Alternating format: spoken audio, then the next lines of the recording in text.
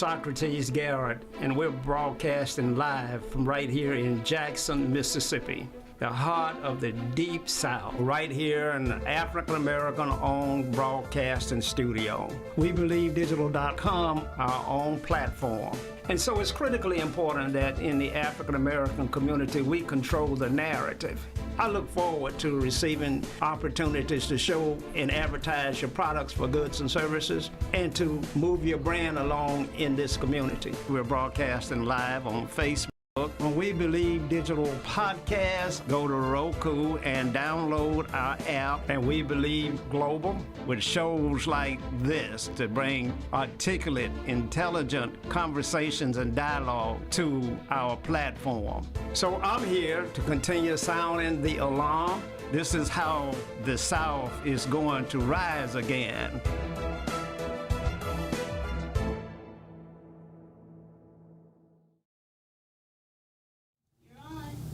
Good evening, and welcome to Socrates Garrett Live.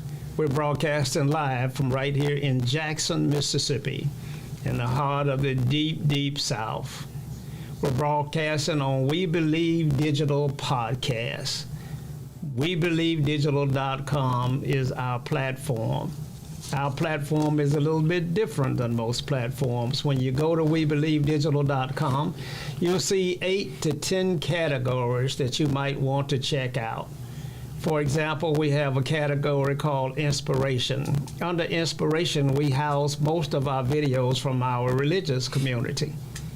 There you will find Bishop Ronnie Crudup and others. If you go to sports, then you will find shows like the Bisons. And you will also find the shows like Katina Rankin has been doing with Coach Struthers out at Tougaloo College.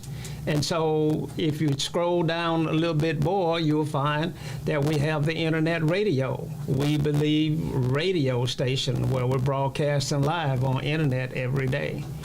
Now, we're being seen on Facebook.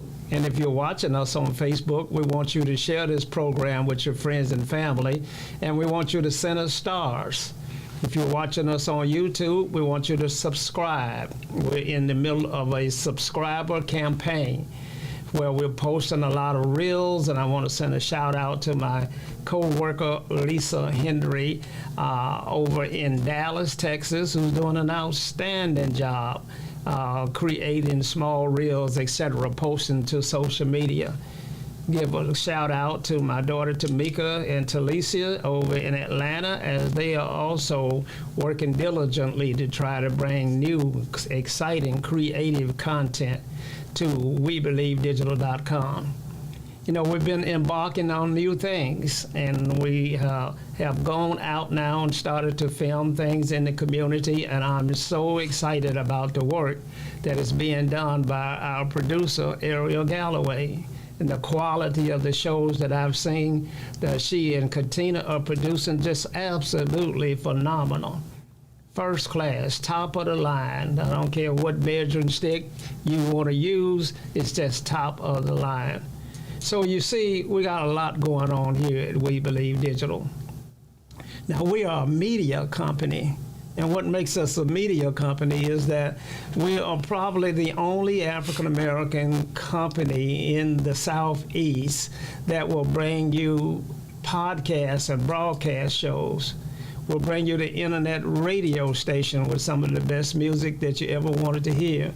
We'll bring you the print edition with the Mississippi Link newspaper, a paper that is some 30 years old now, been publishing every week for 30 plus years. If you want to go into the recording studio, then we have 16 bars standing by, ready to go, shoot high quality commercials and allow you to go in and do all of your recordings. If you're into documentaries and film, we have Dreka Chiffon with Primestone Media as a part of We Believe Media Company. So you see, we are a growing company that is offering a host of opportunities for our viewers and for our customers. Now, we're embarking upon some mighty exciting things. Besides the things that I just mentioned, we will launch our very own trail ride. Triple D Trail Ride coming July 4th down on McDowell Road Extension off of Highway 18, where you're welcome to bring your horses and your videos and your four-wheelers, and we'll have mud slides and mud pools, and we'll have all of the things that you enjoy on the 4th of July. And that evening, we'll have our very first concert there on the grounds. And so you see there's a lot going on that we're working on. We recently got permitted the Just Friends Entertainment Hall that will be opening soon around July 4th as well, located right there in the Metro Center Mall.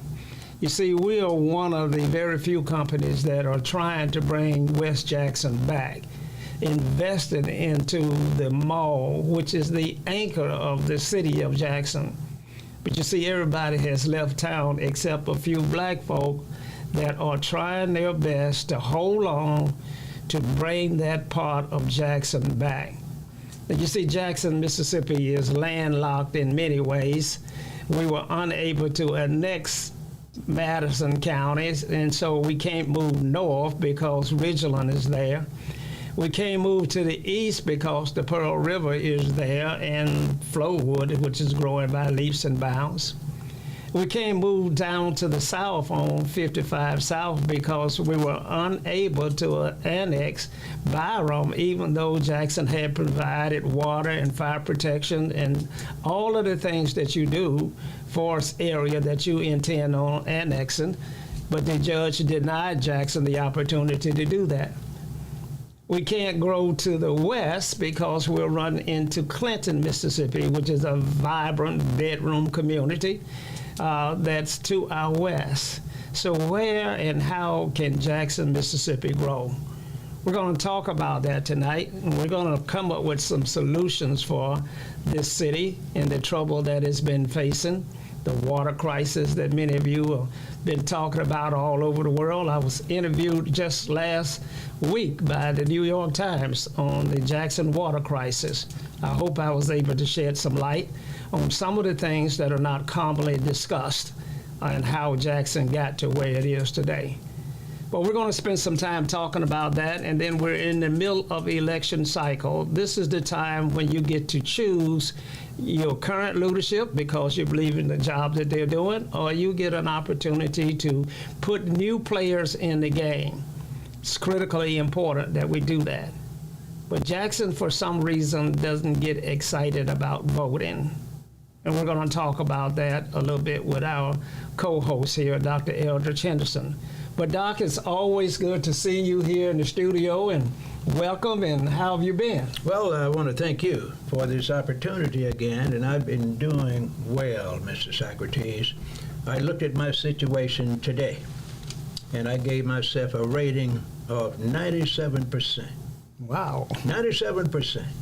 And since I'm going to work until 9 this evening, I intend to make that 3% and leave and go home with 100% productivity. That would be perfect. I intend to make it happen, sir. That is impressive. 100% perfection is what you're after. Every time, every day.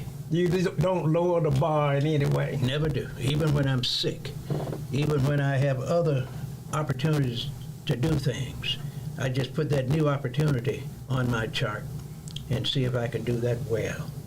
Well, you subscribe to the theory of excellence and to the concept that, you know, things have to get done regardless to the obstacles that are in your way. But Jackson is hemorrhaging in many ways because it's lost a lot of revenue because blacks and whites moved out, and it doesn't have the tax base that it used to have. And we got this water crisis going on, and we're in the middle of an election cycle. How do you see the future of Jackson? Well, the future of Jackson, believe it or not, is great. Okay. We have what you need for a city. We have a lot of buildings and hotels that's not occupied. We have land by the acres, hundreds of acres of land, nothing on it. We have highways that are running down into East and West Jackson. They're just waiting for someone to build a new building, set up an agricultural field where they have food, fresh food. We have a lot of churches down in East Jackson that is not helping the inner city. Therefore, we have the inner city churches that are just sitting there. They're not doing anything. So that's an opportunity. And since there are many other churches that are leaving what we call the West Jackson area and the South Jackson area, many big churches, they are there. Some are vacant. So it's nothing but opportunity for Jackson. If I were interested in doing a lot of investment, I would do what some of the people that's already doing. I would buy every piece of vacant land in West Jackson and South Jackson. I would go and get it zoned the way I want it, and I would put a master plan together, and there would be so much productivity in West Jackson and South Jackson until the North and the inner city Jackson will get embarrassed and feel that they have been cheated. Wow. Wow. So you see that Jackson has a bright future if we could just overcome some of our challenges. That's right. And one of the major challenges, one challenge that is known by everyone, we don't have good professional leadership. We don't have constructive and positive preachers. We don't have politicians elected and appointed that believe in 10, 15, and 30-year economic development plans for the city, for the county, and for their districts. We don't have the kind of judges that will take all the hard cases. They go and recuse themselves when their friends get in trouble. And they go and turn the case over to someone else that's handpicked by unelected politicians that have been appointed somewhere. So when should a judge recuse himself from a case? Only when it's so clear that it's a friend or a relative that he or she supported when they were young, or a real relative. That's the only time. If there's a conflict of interest and it's not a relative or a close friend that they were growing up together, you have to do it. Wow. So I'm aware that most African American judges will recuse themselves if there's a popular or prominent member of the African American community that gets into trouble and comes before the courts. They seem to always recuse themselves. Usually about 90% of the time. Is That's that correct. to say that blacks can't judge blacks? Well, it shows that blacks don't control their ability to judge. They are afraid of making what they call a bad, unpopular decision because they want to look good. So in order the way to look good, you just do the minimum. And you don't have to worry about your friends talking about you. You don't worry about your handlers that's giving you those big major contributions when you run for office to say anything in a negative about you. So you just get paid and stay in office and feel good. Say, I'm going to do this until I retire anyway, so I'm not going to make many waves and just take it easy because I'm making $75,000, $135,000 a year, and I'm not accountable, and I'm not going to ever have any major opposition for this position unless I mess up. So the job then, the goal then is just to remain in office and not be effective, not be able to take on the responsibilities of the position by rendering fair judgment to whomever comes before the court? That is their job, to stay in until they die or retire or get sick. And then they have that already taken care of. That's when they call their sons, their daughters, and their friends, their sorority and fraternity friends, and say, you have a son or daughter. We've been knowing him or her for 30 years, 15 years, and let's run him for office. Wow. That's the way they do it. They've been doing that all over the country since the 1960s. Wow. something's got to give, something's got to change. Now, I happen to think that the mayor of Jackson, the young man that has inherited a great deal of challenges, one of the great things that he found himself in a position was a city that was losing its tax base and an infrastructure that was crumbling at the same time.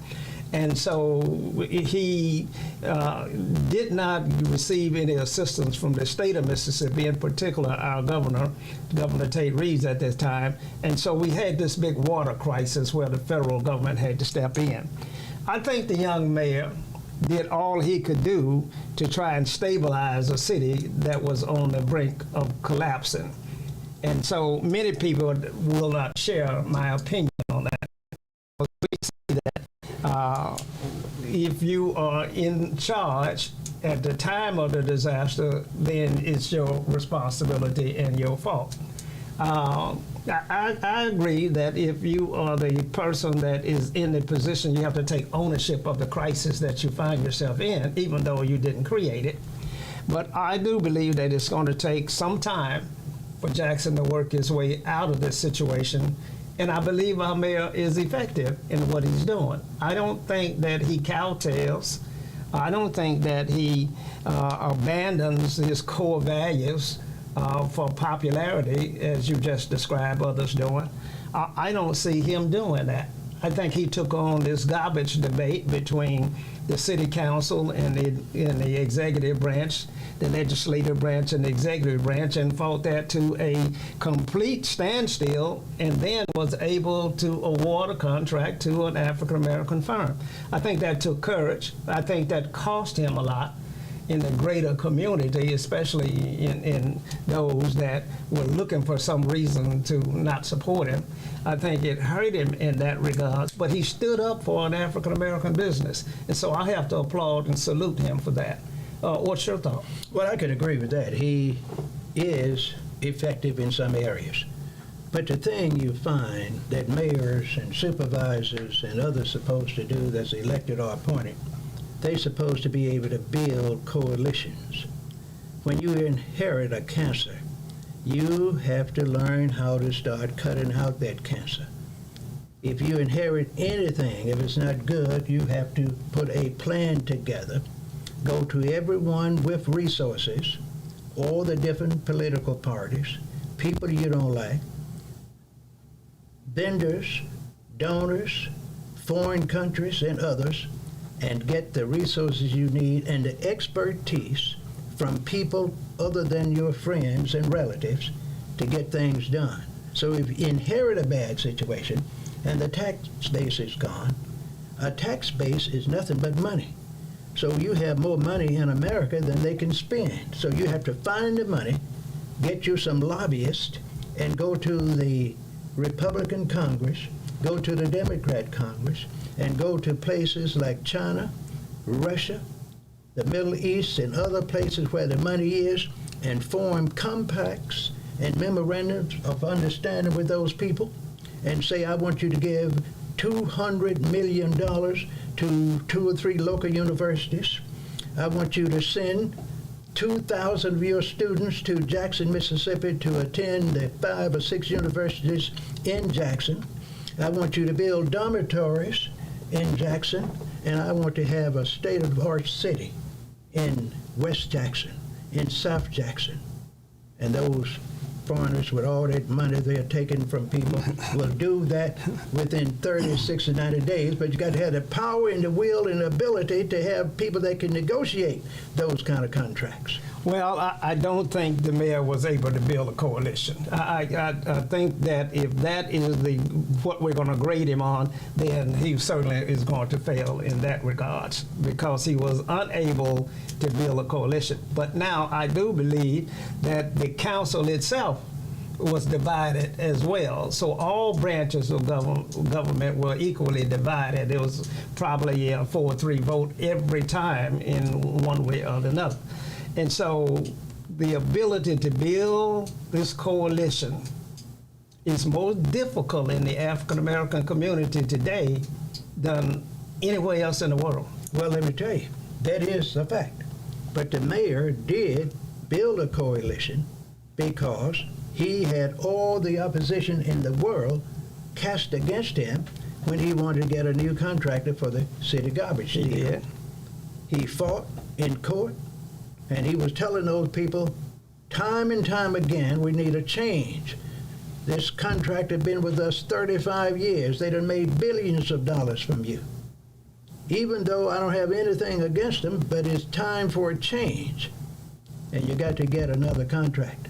And of course, the people that opposed him had special interest groups talking to them on the phone through their handlers and say, we don't want a significant change. The mayor is wrong. We want to keep things the way they are. That's what you're supposed to do. And the mayor did exactly what he's supposed to do, stood firm, fought the people in court, verbally abused them in private, I hope, and on occasion in public. And he stayed on his course and he won. That's what young mayors and old mayors and people in the House have to do. I applaud him for that stand, that fight that he took, and it certainly indicated to the African American business community that he believed in empowering black businesses. That's right. And in a city that's 85% African American, if you don't have a mayor that believes that, you are in real trouble. Now his next job is to look at the contracts that the city been giving to minorities. He's going to have to get with the county supervisors, and they put together an economic development plan that deals with contracts for minorities, and stop talking about we're going to give 15 or 20% of the contracts to a city that has a 90% black population. It ought to be just the opposite. Mm-hmm. They ought to have a 10% contract for the outside businesses. Mm-hmm.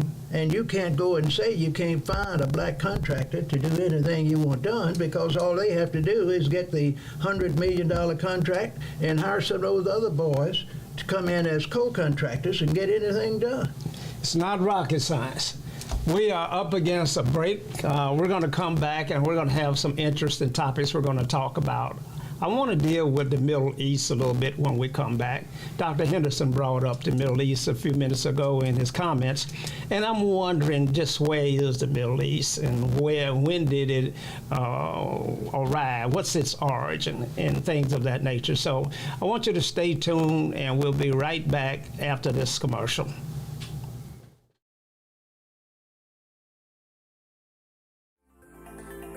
Looking for the hottest content in the city of Jackson and surrounding areas? Check out WeBelieveDigital.com. Also follow us on Facebook, Instagram, TikTok, and YouTube. We Believe Digital Podcast is here for all your podcasting needs. Have you had your Earth Blend coffee today? At Earth Blend Coffee, we take pride in offering you the very best of beans across the world, blended and roasted to perfection, giving you superior quality and satisfying and flavorful taste. Experience the world in one cup with Earth Blend Coffee. To order, visit earthblendcoffee.co now. The Mississippi Link is an African-American female-owned newspaper with a trusted voice that is highly respected throughout the city, state, and nation. Our motto, keepers of the knowledge for people who speak the truth, since 1993. Link significantly influences the thoughts, attitudes, and buying decisions of its readers. Call us at 601-368-8481 for your advertising needs. If you would like to receive a newspaper in the mail each week, our annual subscription is only $52 per year. That is only $1 per week for you to stay informed regarding many stories that you can only get in the Mississippi Link. Sign up today at themississippiLink.com and click on Home Delivery. Welcome back to Socrates Garrett Live. We're broadcasting live from right here in Jackson, Mississippi. Now, if you want to call in tonight, you can do that at 800-492-5186. That's 1-800-492-5186. If you're watching us on Facebook, we want you to share this program with your friends and family and send us stars. If you're watching us on YouTube, we want you to hit the subscribe button. We need to grow our subscribers. If you're watching us on WeBelieveDigital.com, then we want you to hit the donate button and share this program with your friends and families. We are a unique platform and a unique company. We Believe Media. We have the print edition here. We have the broadcast edition here. We have the internet radio station here. We have the recording studio here. We have the filming company here. We have the entertainment facilities, both in the Metro Center Mall with Just Friends, and we have the theme park for entertainment called Triple D. And so we're doing a lot of great work. And we can't do this work without your help. You know, we've been innovative for a long time. We brought a lot of things to this community in terms of businesses and concepts that others dare not tread upon. And so we need your help. So if you're watching us on Facebook, again, send us some stars, support the program. If you're watching us on YouTube, go ahead and subscribe. If you're watching us on Instagram or TikTok, or any of the social media platforms, we need your support. We need you to not only send some resources here to help us with these programs, we need you to physically come to Jackson, Mississippi and assist us as well. We have less than 3 million people in the state of Mississippi. Now, you know, 40+% of those people in the state of Mississippi are African Americans. At one time, there were more African Americans in Mississippi than there were Europeans. And so, you know, we have a rich history here that you want to engage yourself in. We want to learn about Mississippi, but then we want you to help us move Mississippi off of the bottom.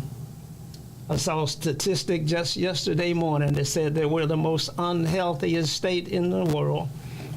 And it's just disheartening, because we have so many resources and valuable resources that should move us up in the pecking order of things.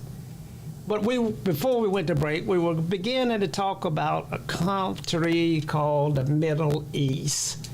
And I'm not exactly sure where the Middle East is and what its origin was. And so I'm asking my co-host, Dr. Eldridge Henderson, a learned person, a person that I respect and admire for his diligent study of history and geography and all of the things that business people don't take. Dr. Henderson. Yes, sir. Where is the Middle East and what is its origin? Well, the Middle East is nothing but Northeast Africa. Now, hold it right there. Hold it right there. Africa. That's right. If you look at the old maps, sir, up until the 1930s and 40s, you will find that you could go to Northeast Africa and you could stay on land and get into what they call now the Middle East. Those areas that we call the Middle East now were very sparsely populated. They had a bunch of tribes people, nomads, that were running around in the desert, throwing up tents, making an effort to survive the best way they could. And eventually, they had the Israelis to come over there and get what we call this country that the Bible said they're supposed to have called Israel. The Europeans got together with the Israelis, and they gave the Jews that part of the country by that canal. That used to be old Africa. Now, that's part of Israel, which is considered not in Africa. So Israel is technically in Africa. Well, it used to be before they put that canal that it cut off the land base. So Saudi Arabia is a part of Africa. Northeast Africa. And so all of the wealth of the world, all of the diamonds, all of the gold, all of the oil seems to be emanating from Africa. Well, that's where most of the mineral resources are. Everything you have in the world that you need mineral-wise can be found in Africa, North, South, East, and West Africa. And the reason why they have so much gold and oil and other minerals in the Middle East is because for centuries it was a desert with a bunch of poor people moving around, wandering around, looking for survival. So they did not develop those areas. They were not digging and looking for oil. And the Europeans got in there and they started finding oil, and they said, we can't have no association with Africa anymore. We're going to have to get a new country. And they invented the Middle East. Saudi Arabia, one of the wealthiest countries in the world, was invented so that they could control the resources in that area. As a new nation. Because if you look at those people in that area, and I was reading about this a few days ago, most of those people in the Middle East are hybrids of Muslims, Arabs, and Europeans, and Africans. They're a four-way mixture.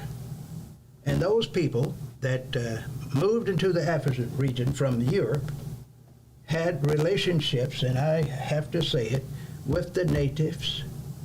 The Arabs did the same with the Africans. And they created this word that I've been using now for the last few years, a new man. And when you create a new man, you want him to take up your characteristics, your culture, your language, your religion.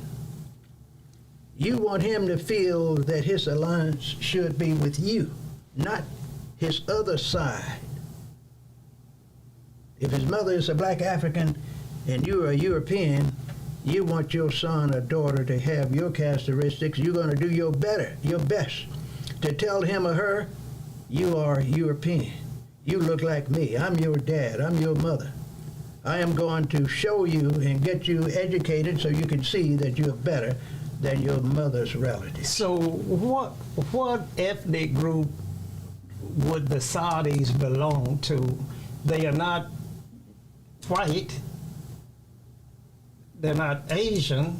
What ethnic group are they a member of? They are Asiatic Africans with a blend of Europe in their system. That's what they are. Asiatic Africans. Is that akin to the mulattoes that we have here in America? Well, we call those kind of people mulattoes in America, that were what I call the offsprings of the Europeans that were colonists in this country. And as we know, they had a lot of them in the Indian population the same. And they had so many mulattoes in the Indian population until they called those people civilized Indians. And if you look at the so-called civilized Indian, most of them had a European appearance. Many of those guys were so white, they sent them to some of the big white universities and colleges during that time. A few of them went to the military academies. During the Civil War, for instance, some of those Indians were generals, majors, lieutenant colonels, and they fought for the North and the South as white men. So Doc, we, given the opportunity to abandon our roots as Africans, we would take that and become a member of another group if we could? That's what a lot of them have done because they were trained that way. You had white parents, and believe it or not, a lot of those white parents, males and females, loved their mulatto children. Some of them sent them to school, as I just mentioned. Others gave them land and plantations. Others called their friends that had a mulatto person in the family and say, you are going to marry this person. You're not going to marry one of them blacks down there that's free, that's not living on the plantation. And then in 4 or 5 generations, The whole blackness has disappeared.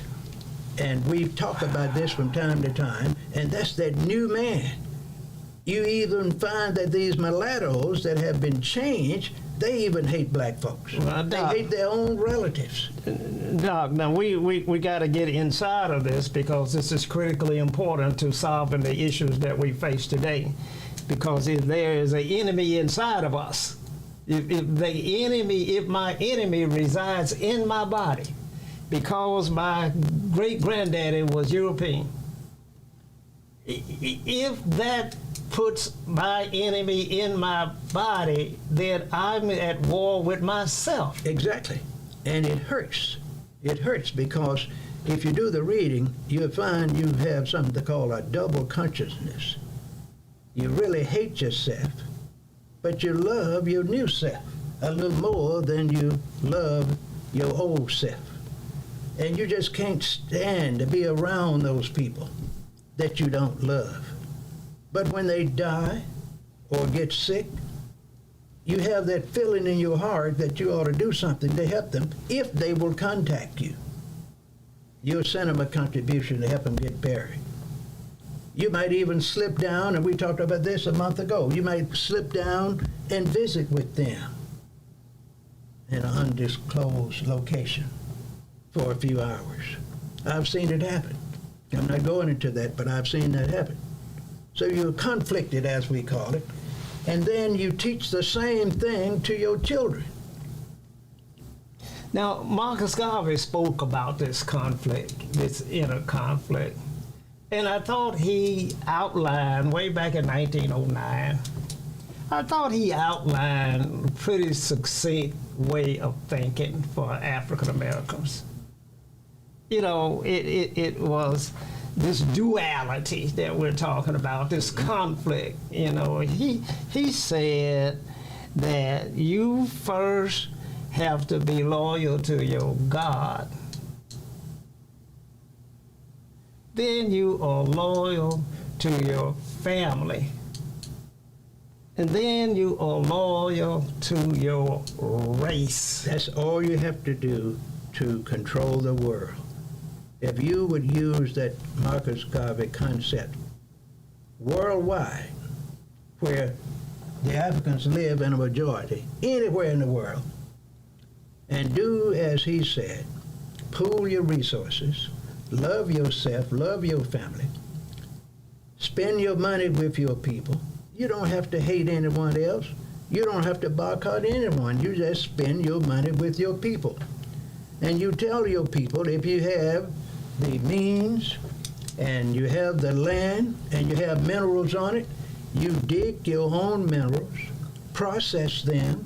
You don't send them to Europe or Asia or the Middle East to be processed.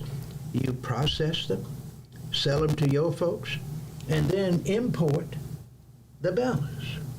That's the way you become a nation, and you don't have to fight anyone. You build you a nuclear system within your nation, like all the big boys do. You have your own universities. You have your own sports systems. You have your medical systems. You have your own military. And you're legitimate because you're going to have your own court system. And you're not fighting against anyone else. You're just looking out for yourself. But I'm fighting because I'm conflicted. I'm fighting because I've been divided. I'm fighting because I don't love myself. And so all of those things that you say, strategy-wise, if we would implement what you're saying, we have the 8th largest economy in the world at the African Americans. If we would spend our dollars with ourselves, if we would support our own communities, we wouldn't have to fight anyone else, as you said. Well, we really would, but see, I'm not even concerned about this idea being used in America. I look at the Pan-African concept, where you look at this same policy with all the black people in the world, wherever they're in the majority.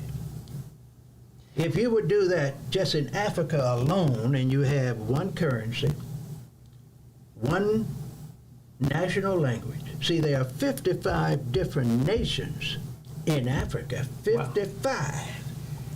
And if they had their own military, their own currency, one language that was predominant, and they had their own military, just as they have in America with the various states, with state, what I call guards, Yeah. they would have the ability to get so much respect until instead of China and Russia and some of the others coming to them taking advantage of it, they will come with their hat in their hands and say, I want to work with you as an equal and not as a superior person. Now, we're going to continue to teach that. We're going to continue to say that this is the method, this is the strategy that needs to be put in place for Africans, wherever you are. In the majority. In the majority. In the world. In the world. This is where strategy you need to be implementing today. That's right. And you don't have to fight against anyone else. You don't have to boycott anyone else. You don't have to talk bad about anyone else.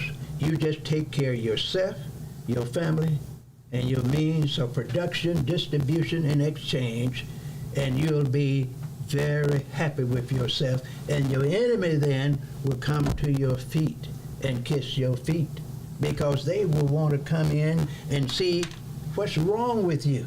Because your enemy has always controlled you since you started working with them, and now you're getting smart, so they're going to do like the Greeks did when they went to Africa and other places, and some of the Europeans, and say, well, let's see what's going on. We're going to have to take these cultures. We're going to have to change the culture. We're going to have to create a new religion here, a new language, a new monetary system, a new form of government. And that's exactly what they did. Because, for instance, in Africa, they had a democracy way before the Europeans. When the Europeans arrived in Africa, they had nations, military, money sources. They had chiefs, village elders, a whole structure of government. They had a court system, and they didn't have all of that in the European states at the time. I didn't say European countries, I say European states, because they were fighting each other like cats and dogs. I got you. Remind everyone out there again that the civilization began on the banks of the Nile in Africa. So the things that Dr. Henderson is talking about that were already in place, clearly we understand that that was the origin of civilization and the beginning of all of the technology and the things that we see here today. The foundation lies in Africa, in the richest continent in the world. There is no gold in America. There is no mines in America. There are no diamonds in America. There's no oil in America. But you have to go back to the continent of Africa. And when you look at all of the gold that you see, all of the gold monuments and the buildings in Italy, and which again is in Africa, when you look at all of that, then those monuments were created with the resources from the continent of Africa. And African Americans got to pick up on this strategy that Dr. Henderson has just outlined. We're going to go over that again and again and again. You see, because he brought it to you on a broader scale in terms of wherever you are the majority in the world, implement these strategies. Now we're going to bring that down to the states and the cities in America where we find ourselves in the majority, and we got to teach this strategy at the local level again. Now we're getting ready to go to a station break, and after that we're going to come back and we're going to talk about the influence and the power and the sheer numbers of Africans that are in the world and what a force we really could be. Stay tuned. We'll be right back.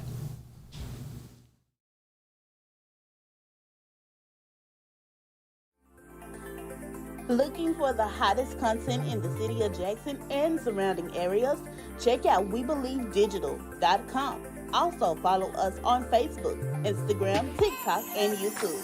We Believe Digital Podcast is here for all your podcasting needs. Have you had your Earthblend coffee today?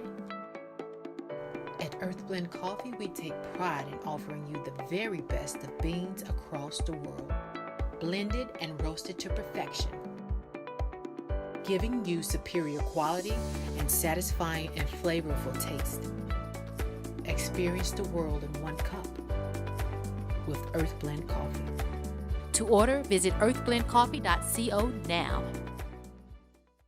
The Mississippi Link is an African American female owned newspaper with a trusted voice that is highly respected throughout the city, state, and nation. Our motto, Keepers of the Knowledge for People Who Speak the Truth, since 1993. Link significantly influences the thoughts, attitudes, and buying decisions of its readers. Call us at 601-368-8481 for your advertising needs. If you would like to receive a newspaper in the mail each week, our annual subscription is only $52 per year. That is only $1 per week for you to stay informed regarding many stories that you can only get in the Mississippi Link. Sign up today at themississippi.com and click on Home Delivery.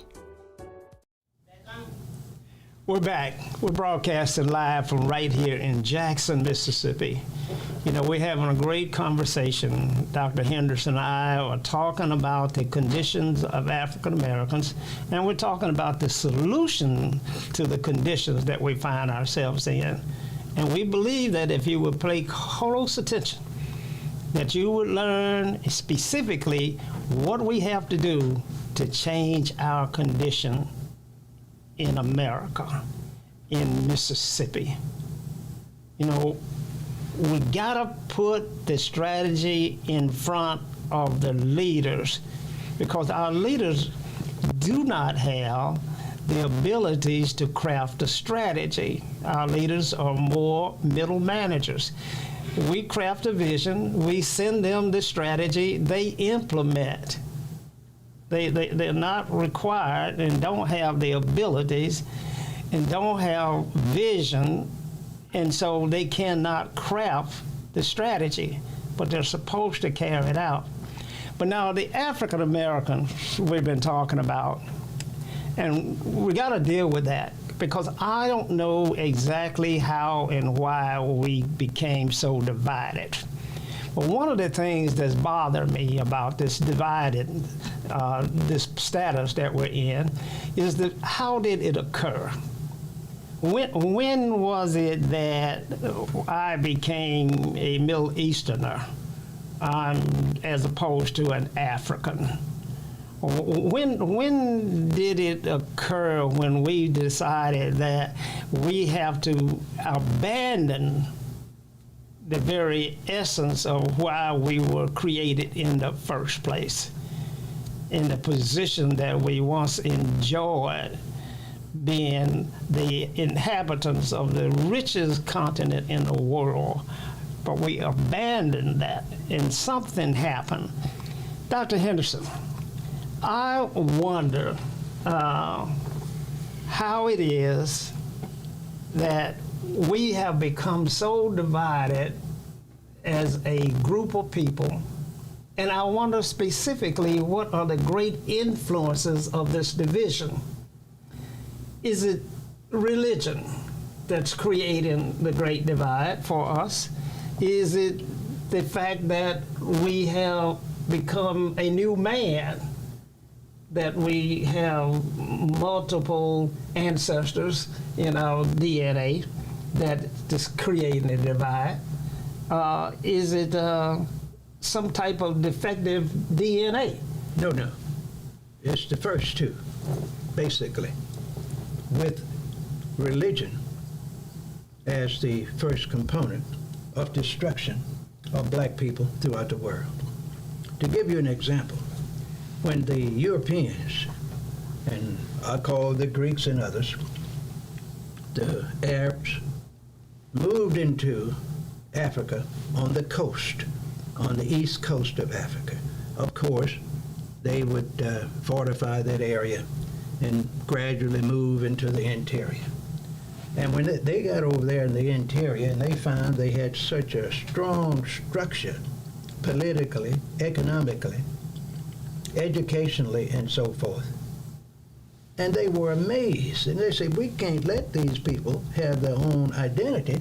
So what the Pope did, he passed a resolution. I'm just calling it a resolution because that's what the viewers and the listeners understand, that says we are going to go in and change the religion in Africa.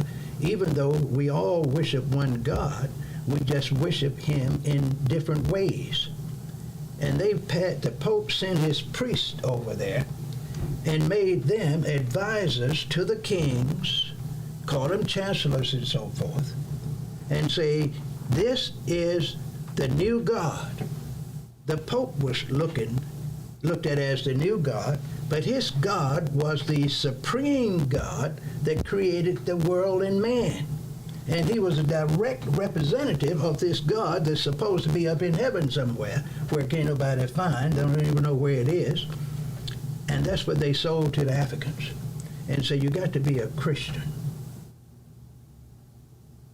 They didn't know nothing about Christianity. And to make them feel that they need to be Christians, they sabotaged their religion, sabotaged their culture, and told them you are worshiping trees and stars, the moon, mountains. And all they were doing the same thing Europeans were doing. They were worshiping crosses, all kind of spirits, fake pictures, and all kinds of things. And they told them, Africans, you need to be civilized, like they did those Indians that I talked to you about.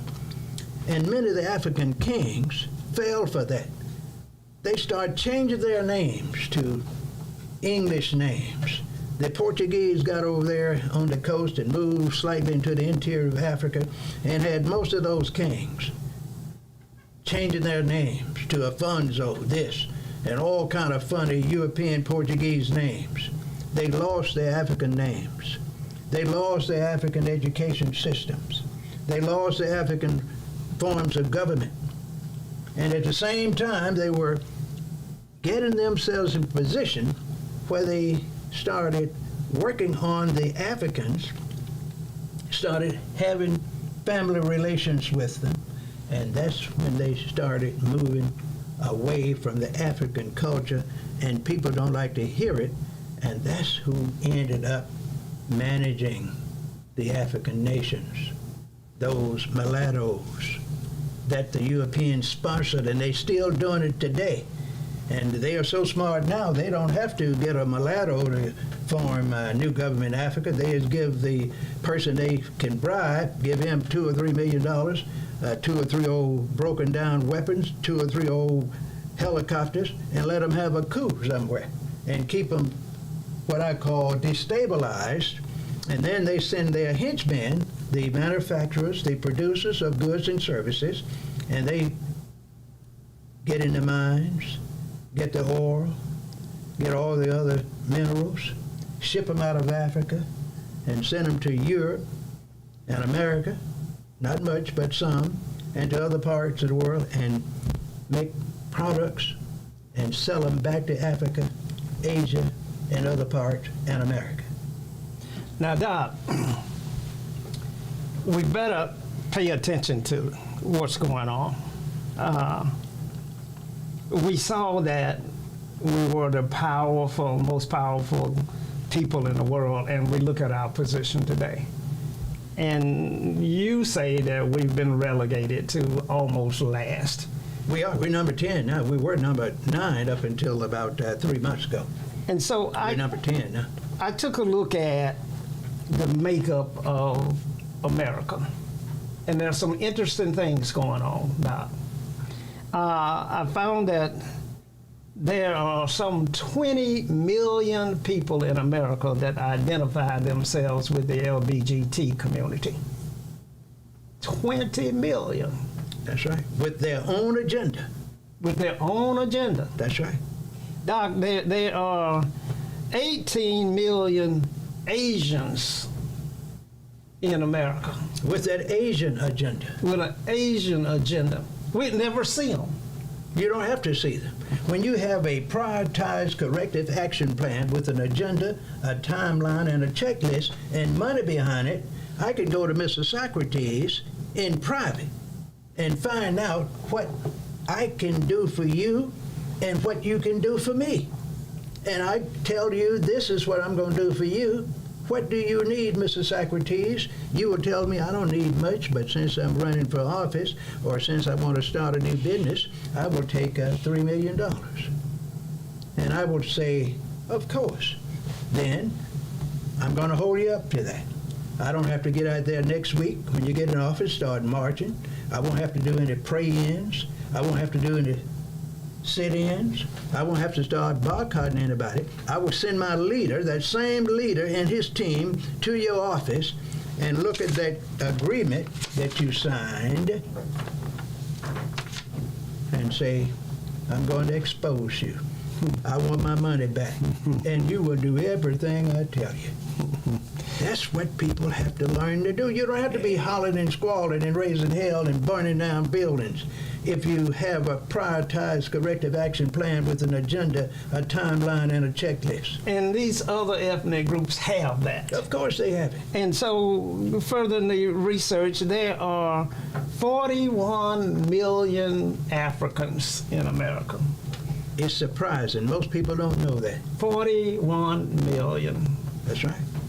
Doc, That admit they're African. There are others that are Africans that won't admit it.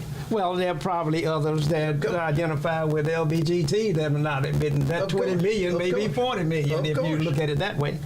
But there's 62 million Hispanics. That's known on the record. The other official number might be 10 or 15% more than that. They just know about that many.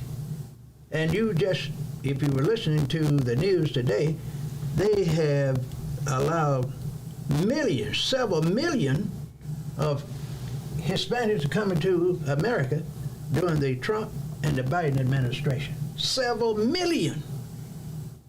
I bet you can go to the border now and find 100 million folks either in that area or headed there walking so they can come to America and get in paradise.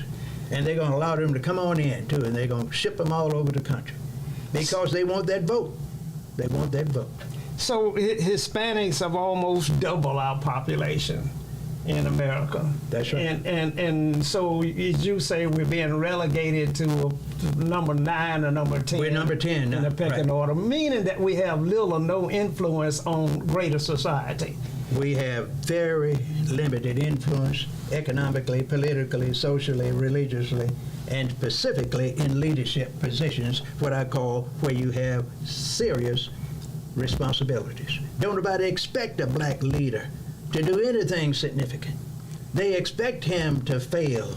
They expect him to be confused. And when I say they, I mean the people that handle these people.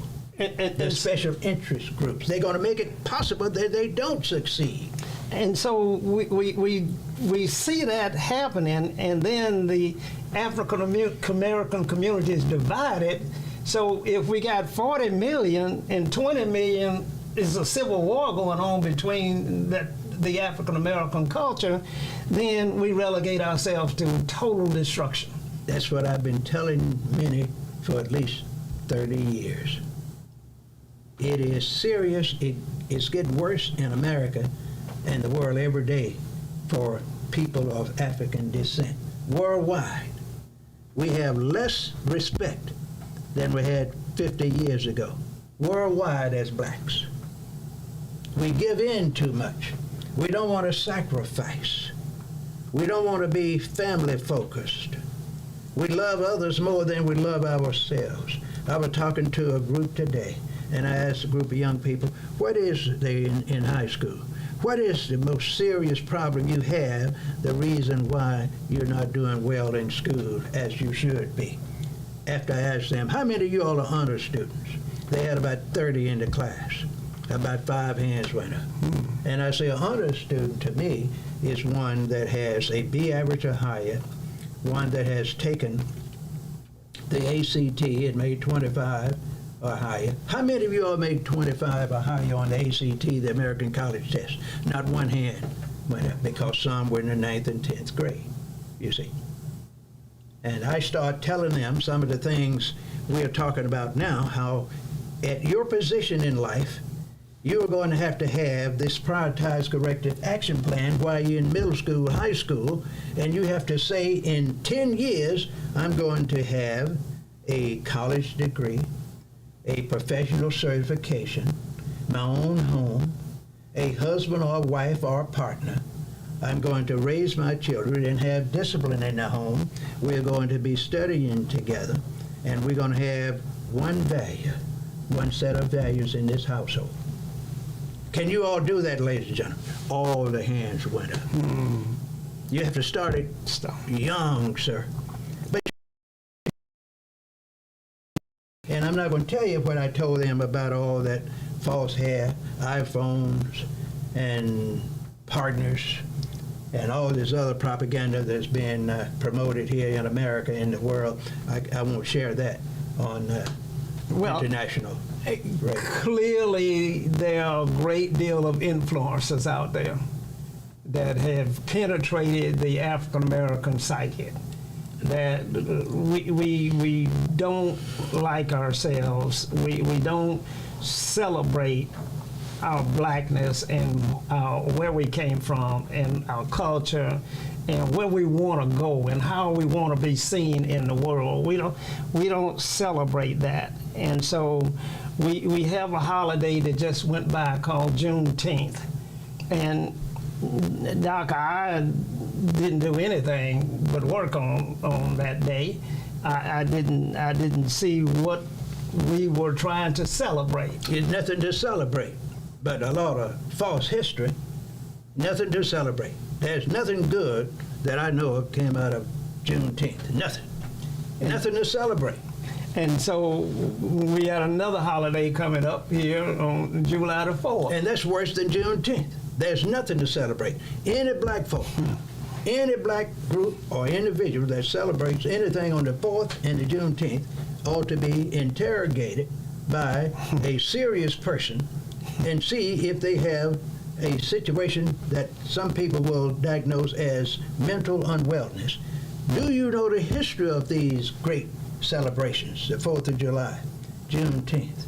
Do you know the real history? Do you know why they are promoting these things and wanting you to feel important? You have nothing to celebrate, Mr. Socrates. What can you celebrate on the 4th of July? I don't have anything to celebrate, Doc. We are in a struggle just to try and have a quality of life commensurate with the way they have it in all over the world. Saudi Arabia, the richest country in the world. Look at us in Mississippi. We're last in health care in the whole country.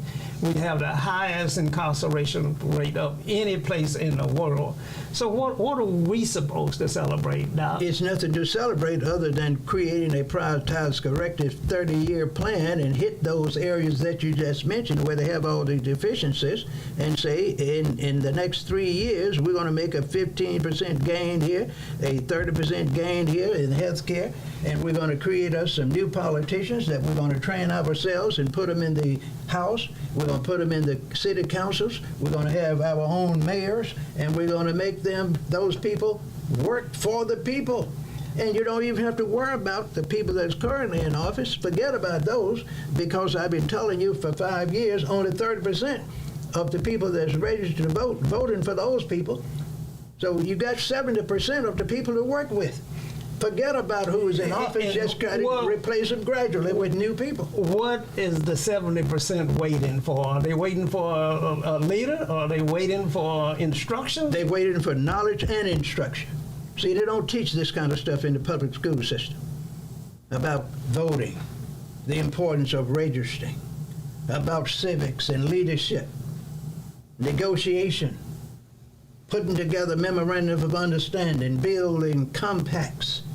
with people, leaders setting specific goals and following them, parents being the leaders of the household and not the children, fathers being in 95% of the households.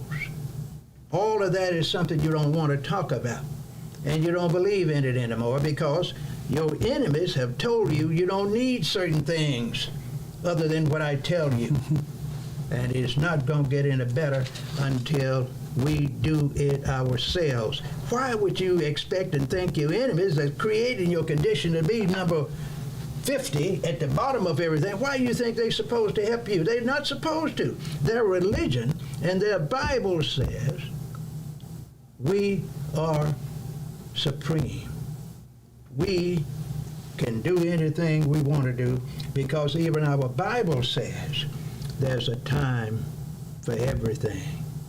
And it's time now for me to control everything, good and bad. Let me just say this, we're coming to the end of our program.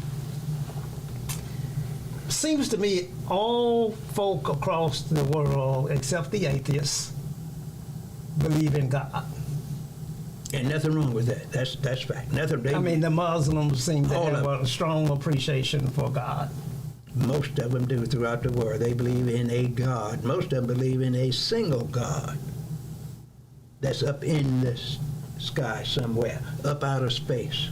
Even though they might worship a lot of other things, but they believe in this one God of mankind.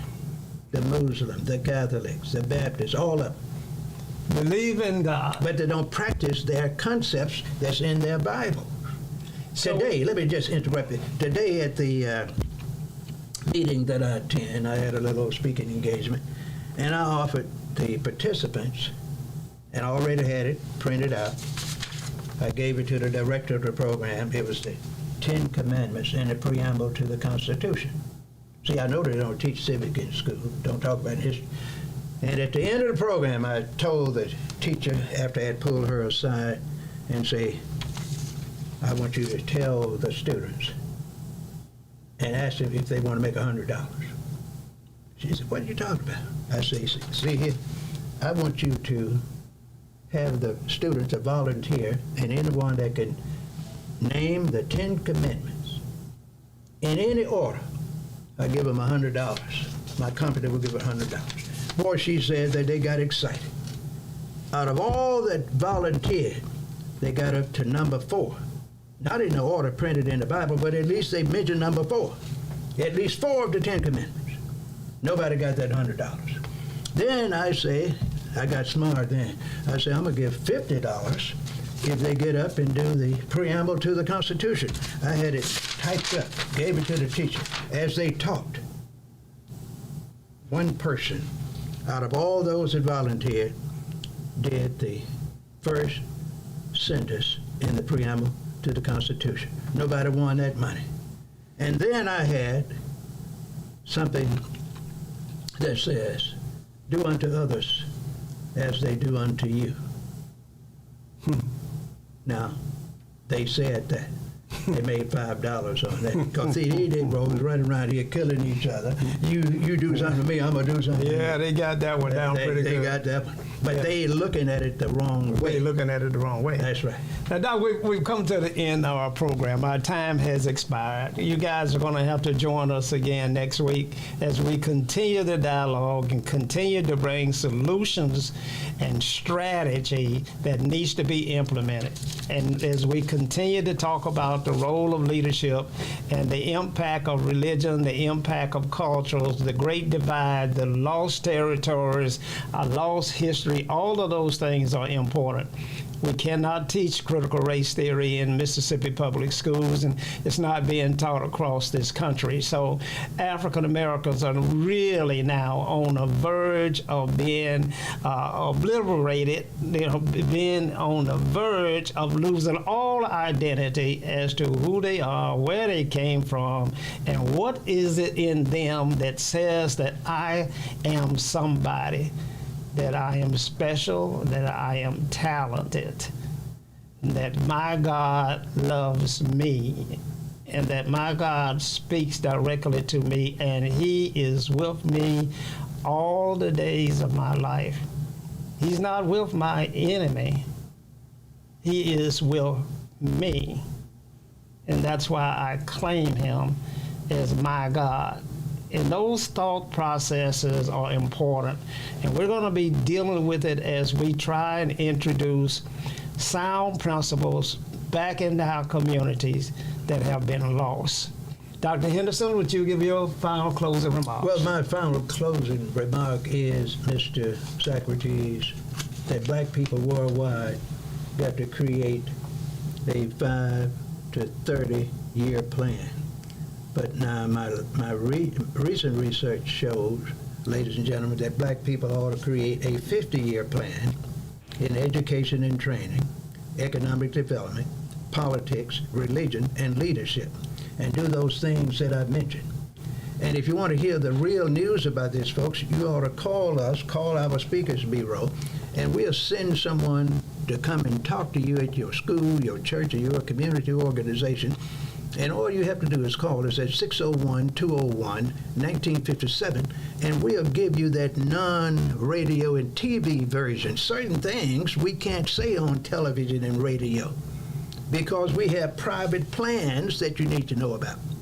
Or you can email us at clu369@gmail.com. Folks, take advantage of opportunities. Don't be caught in the same old speakers that's going to tell you what they told you last year and 5 years ago. Get some new people. Get the new man, the new group that's going to tell you how you can start changing your life in 30, 60, or 90 days. 601-201-1957. That's going to be it for us tonight. We want you to stay safe out there and join us again next week. Good night.